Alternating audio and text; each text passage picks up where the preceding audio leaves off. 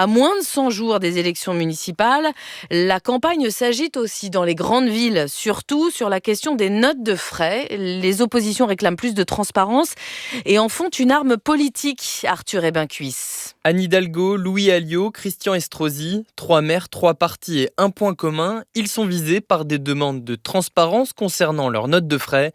Jean-Christophe Picard, élu écologiste d'opposition à Nice. À partir du moment où c'est transparent, il y a pas d'abus. Pourquoi il y a très peu de corruption en Scandinavie? Parce que les notes de frais elles sont publiques, ça dissuade. Aujourd'hui, quand on sait que les notes de frais sont complètement opaques, c'est la porte ouverte à des dérapages, à des abus. Il demande chaque année les justificatifs de la majorité. Il n'est pas le seul. En 2023, le Conseil d'État a donné raison à un journaliste qui en avait fait la demande à Anne Hidalgo.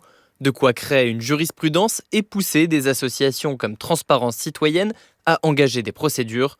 Olivier Leroy, son président. On se saisit des dossiers dans 2 cas, soit lorsque on a demandé la communication de documents administratifs, comme les notes de frais par exemple, et que ces documents laissent transparaître la commission d'un délit. Et après, il y a des signalements de citoyens. Ça peut être un fonctionnaire d'une mairie, ça peut être un membre de l'opposition. À la cinquantaine d'affaires traitées par l'association s'ajoutent les demandes d'élus.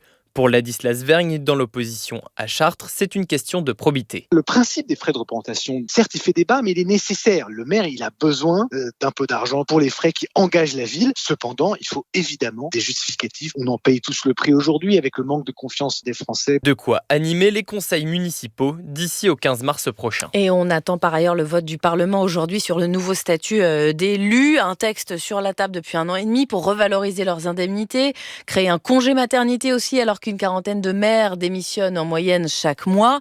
Il s'agit de mieux reconnaître leur travail, d'encourager l'engagement dans les petites communes surtout.